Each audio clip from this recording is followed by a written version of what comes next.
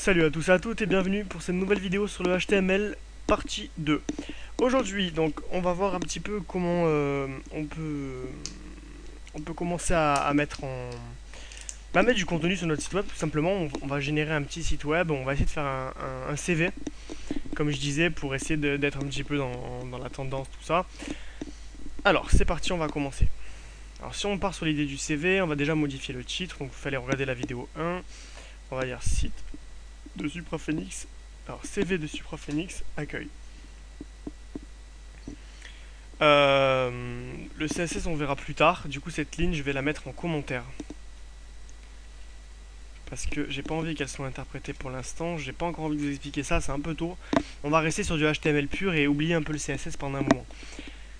Donc, on a vu la dernière fois la balise P, qui permet donc de... on va l'intenter, de faire des paragraphes. Alors, ceci est un premier paragraphe. Je vais vous montrer quelque chose. Maintenant, je vais sauter une ligne et mettre ceci est un second paragraphe. On ouvre le site pour un petit peu voir ce que ça fait. Hop. Alors, vous notez quelque chose d'un petit peu intriguant, si vous avez suivi, à savoir que j'ai appuyé sur Entrée entre les deux paragraphes et que quand j'actualise, eh ben, on se rend compte que le premier paragraphe et le second paragraphe sont toujours à côté. Tout simplement parce que le saut de ligne n'est pas interprété par HTML comme un saut de ligne. Si vous voulez un saut de ligne, il va falloir ajouter une balise qui s'appelle BR, que je vais mettre entre les deux tout simplement. BR. Et quand j'actualise, hop, ça saute une ligne. Alors, à savoir, attention, le BR c'est quelque chose de très délicat en HTML. Il faut savoir que dans le futur, dans un futur très proche, vous allez pouvoir faire des sauts de ligne sans mettre de BR. Le BR, il est totalement à éviter, le plus possible. C'est-à-dire qu'on ne saute pas les lignes entre deux blocs, par exemple, avec un BR. On va mettre des marges sur notre site. Il va falloir que tout soit automatique. C'est-à-dire qu'il faut que le BR, ça reste exceptionnel. Là, par exemple, dans ce cas de figure, on n'en a pas besoin. En fait, ce qu'il va falloir faire, c'est premier paragraphe, on ouvre la balise P, on ferme la balise P après le premier. Voilà. Et pour faire un deuxième paragraphe, j'ouvre encore une balise P et je referme une balise P. Donc il y a deux balises P et deux paragraphes. Vu que un paragraphe égale une balise P, ça fait exactement le même effet, ça c'est une ligne. Et c'est ça qu'on veut. On veut éviter le plus possible les codes parasites comme par exemple le BR, qui est vraiment parasite dans le sens où, oui exactement, on peut sauter 15 lignes en faisant 15 BR, mais honnêtement ça fait un code dégueulasse et c'est mauvais. C'est très mal de faire ça, voilà. Si je veux faire quelque chose comme ça, je ferai en sorte dans mon CSS de dire que le premier paragraphe aura une marge de X pixels entre les deux. Il faut que votre code soit épuré et propre. Ensuite, j'ai envie de faire un titre. Donc on va faire quelque chose de propre. On va mettre dans un CV, qu'est-ce qu'il y a? Il y a... Alors déjà, H1, ça va être le titre que je vais afficher à l'écran principal. Alors les H, c'est les titres. Donc ça va de H1, H2, H3, H4, H5, H6. H6, c'est le plus petit titre qu'on puisse avoir. Et le H1, c'est le plus grand. Alors, là, on va mettre CV de SupraPhoenix. Donc on se répète, hein, mais ça va être ce qui va apparaître à l'écran. Hop. Donc là, on va mettre par exemple dans le premier paragraphe, bienvenue sur mon CV en ligne. Take. Et on va mettre par exemple en H2. Alors là, vous voyez, il faut que j'indente. En H2, on va mettre mes formations. Alors là, vous voyez, je m'embête pas à chaque fois à fermer la balise, mais elle se fait automatiquement dès que je mets le chevron et le slash. En fait, c'est une fonctionnalité de Sublime Text, mais il faut écrire slash H2. Hein, c'est pas automatique sur tous les... Donc voilà, on va mettre comme ça. Vous voyez, là, ça commence à prendre forme à gauche. Alors, quelque chose que je veux vous dire, on ne choisit pas le H par rapport à la taille du texte. C'est-à-dire que si je veux un gros titre, je ne vais pas choisir un H1. Il y a une logique à respecter dans les H qui fait que, par exemple, en fait, c'est plus du référencement que de l'affichage. Il ne faut pas que vous vous disiez, je gère mon affichage avec mon HTML. Le HTML permet juste d'afficher une information à l'écran. On s'en fout. Si le H1 est plus grand que le H2, on s'en fout. C'est-à-dire que après dans le CSS, je pourrais diminuer mon H1. Je pourrais augmenter mon H2. Je pourrais faire en sorte que le H2 apparaisse plus gros que le H1. Ce qui compte, c'est que l'information soit hiérarchisée correctement. Par exemple, le CV de Cypra Phoenix, c'est le titre principal de la page, on va pas se le cacher. Donc, il faut que ce titre soit un H1. On va pas le mettre en H6, même si je le veux petit. Ça aurait pas de sens de mettre le titre de la page en 6, en fait. C'est une échelle. Considérez que 1, c'est le titre le plus important, et 6, c'est le moins important. Entre les deux, on va mettre des titres. Mais par exemple, on met pas 2 H1. Donc si je voulais que mes formations soient aussi grandes que Cypra Phoenix, on va modifier la balise H2 pour qu'elle soit aussi grande que le H1. Mais on va pas mettre 2 H1. Voilà, c'est ça que je veux vous faire comprendre, c'est que on s'en fout de l'affichage. Ce qui compte là, c'est juste la structuration de la page. Donc ne vous basez surtout pas sur, l'affichage avec le HTML, ça se fera avec le CSS plus tard, vous comprendrez ce que je vais vous dire. Déjà, il faut que vous ayez ça en tête, c'est très important pour un débutant en HTML, CSS. Ça va être de la sémantique, on appelle ça comme ça. Donc là, voilà, maintenant je veux mettre une information en gras. Donc par exemple, ceci est un second paragraphe, je veux que second soit en gras. Donc on va utiliser la balise B. Ou alors strong. Moi je préfère strong, c'est beaucoup plus lisible. Et donc là, second se met en gras. Comme je vous en parlais dans une première vidéo, attention, tous les navigateurs ne réagissent pas pareil. Donc là, a priori, le strong, tout le monde se met en gras parce que il est entendu que strong met le texte en gras. Mais en fait, on s'en fout. C'est-à-dire que strong, ça va être pour le référencement pour Google. Par exemple, quand Google, le robot va passer sur votre site pour le référencer, il va se dire, ok, second est entre la balise strong et strong, donc le mot second est important. Et donc, il va le faire ressortir plus. Mais on s'en fout de l'affichage, encore une fois. Si vous voulez mettre du texte en gras, on pourra le faire en CSS aussi. Là, pour l'instant, ce qui compte, c'est simplement le fait que second est important. On s'en fout de l'affichage. Donc il y a aussi la balise EM. EM, c'est pour mettre en italique. Alors c'est pour faire ressortir quelque chose aussi, par exemple une adresse, un numéro de téléphone. Hop. Et il y a aussi la balise marque, normalement, qui devrait surligner, voilà, surligner le texte en jaune. Alors voilà, comme je vous dis, ça ne veut rien dire marque. Je peux aussi le rendre totalement bleu, le surlignage. On s'en fout de ça. Bon là, on va partir dans une optique qu'on fait un vrai CV, donc je vais vous apprendre par la même occasion à faire une liste. Pour faire une liste avec des puces, on met UL et UL, donc on ouvre UL et on ferme UL, et entre les UL on met LI. Et chaque LI va correspondre à un point. Donc UL c'est la structure de la liste et les LI c'est les points. Donc par exemple je vais mettre baccalauréat, général en 2016 par exemple. En 2016, donc du coup on va le mettre en italique, hein. On va mettre EM. Chef de projet web en 2016. Bon, ne vous basez pas sur l'information, c'est juste pour un exemple, hein. Tac, on va lever un LI parce qu'on va avoir besoin que 2 points. Et hop. Et vous voyez donc que ce qui s'affiche la liste à gauche. Maintenant, si je veux une liste numérotée 1, 2, 3, je vais changer le U par un O. Donc de UL, je passe à OL, donc j'oublie pas de faire aussi la fermante. Et ça fait 1 et 2 au lieu de points. Je remets comme c'était.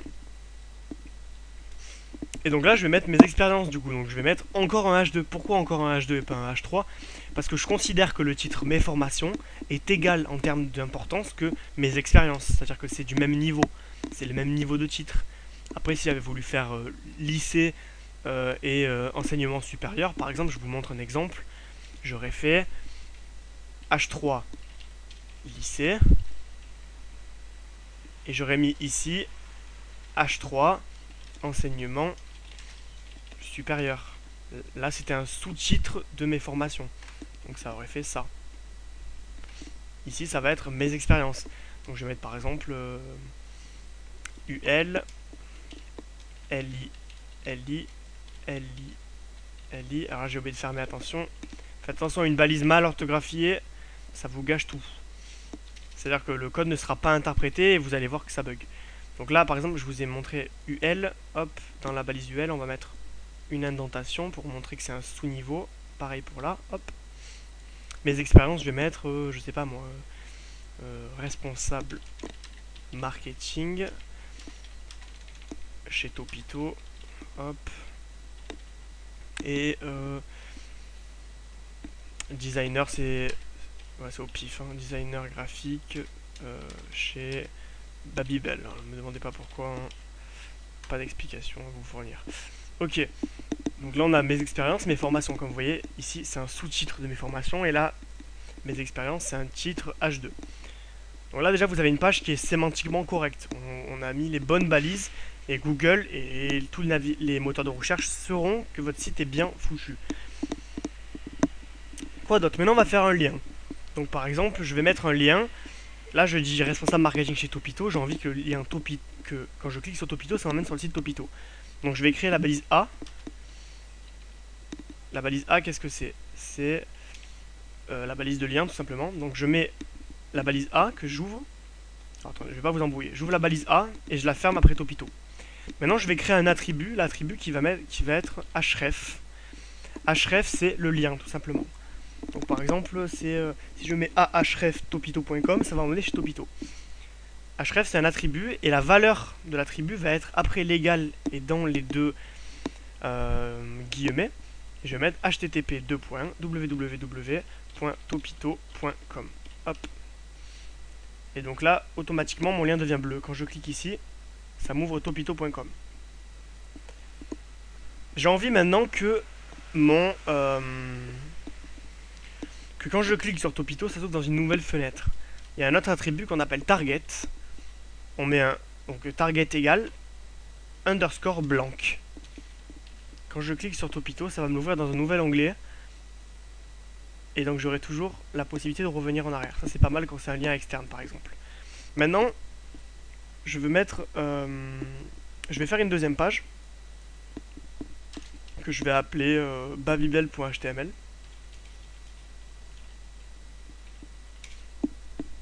Et je vais aller sur Wikipédia et je vais chercher la définition, enfin la Babybel pour trouver par exemple des informations sur l'entreprise. Ah bah y a pas.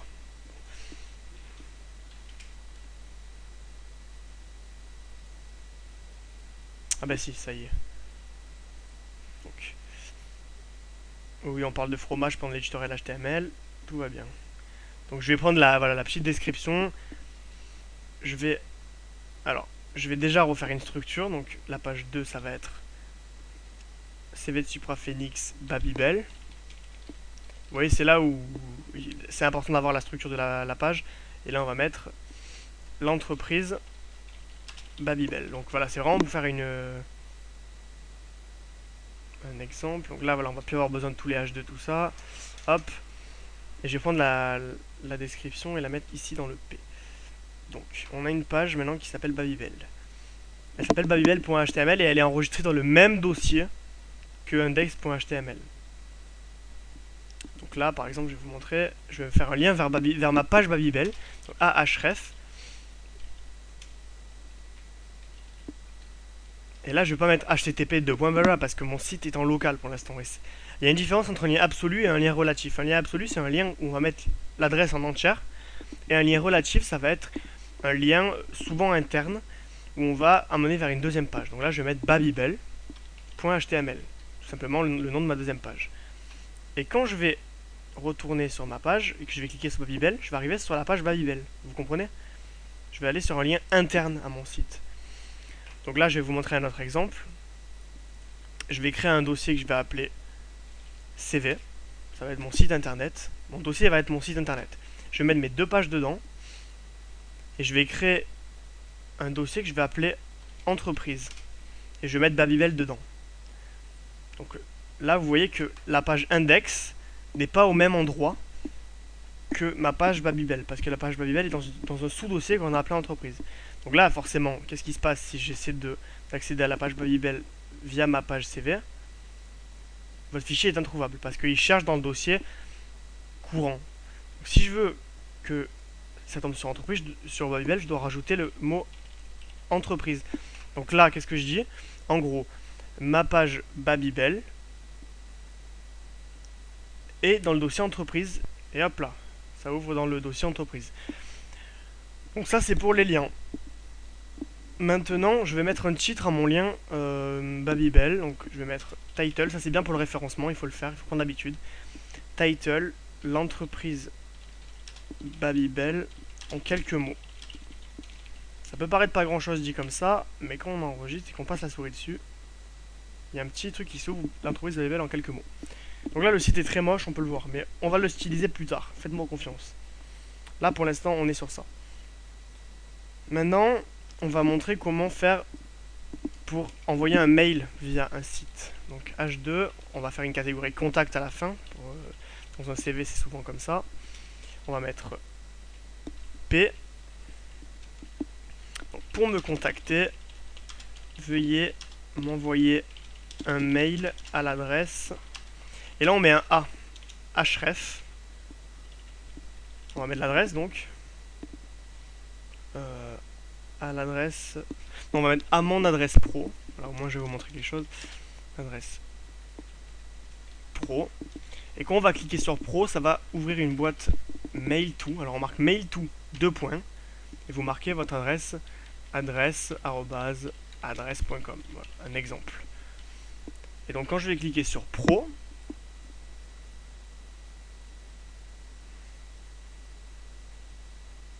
alors oui, il faut mettre pro entre la balise A et A, forcément. Tac, ça va m'ouvrir Outlook 2010, où le navigateur par défaut et va me permettre d'envoyer un mail facilement. Moi je le fais pas parce que j'ai pas configuré ma boîte mail comme ça. Mais en gros voilà, ça va permettre automatiquement de pouvoir contacter en cliquant sur le lien. Si je veux faire télécharger un fichier, c'est pareil. Au lieu de marquer mail to, je vais marquer par exemple, je sais pas moi, mon fichier.zip, tout simplement, enfin, ou mon image.jpeg. Et je vais vous parler enfin des encres, c'est-à-dire que je vais faire un petit menu en haut, tout simplement, où je vais marquer UL, UL, LI, LI.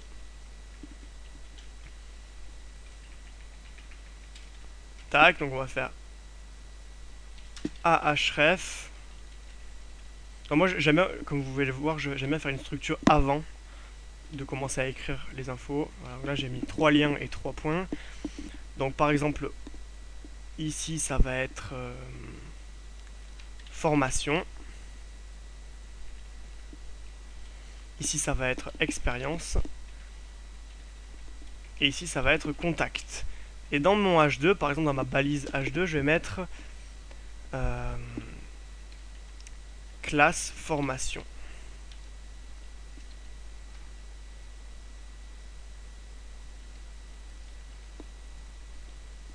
Là, je vais mettre classe expérience. Donc, il faut que ce soit exactement écrit pareil que dans le lien ci-dessus. Contact, tech. Voilà. Alors là, il faut que j'écrive forcément mes formations, mes expériences. Donc là, c'est le titre du lien, tout simplement. Hein. Et là, contact. Donc, vous voyez. Alors là, vous ne le voyez pas. Parce que, tout simplement, la page n'est pas assez grande. Donc, je vais rajouter quelque chose pour vous le montrer.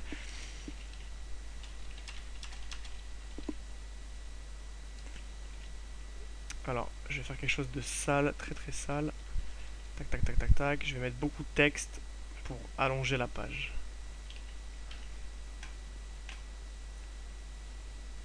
Après, il va falloir le double, voire le triple. Ça, c'est un petit peu chiant pour vous montrer. Tac, tac. Voilà, donc, j'en ai mis beaucoup du texte. Et en gros, quand je clique sur mes expériences ou sur contact, non, ça fonctionne pas. Alors, attendez, j'ai fait une petite bêtise. Oui, alors non, voilà, j'ai fait une bêtise, j'ai mis classe, alors qu'en fait c'est ID, voilà, donc ID formation, ici ID expérience, et ici ID contact. Voilà, hop, et quand j'appuie sur mes expériences, ça me descend au niveau de mes expériences en bas. Si je veux avoir mes formations, regardez, hop, tac, ça me met au bon endroit en fait du site web. Ce sont des encres, c'est-à-dire que ça permet de bouger sur la même page, mais d'avoir plusieurs niveaux de menus en fait. Voilà pour les liens, voilà pour les fonctionnalités de base. Vous avez une base de CV qui est totalement sympathique, qu'on va bientôt styliser, ne vous inquiétez pas, ce sera le rôle du CSS. En attendant, je vous dis entraînez-vous et puis à bientôt pour la prochaine vidéo, la troisième. Allez, salut!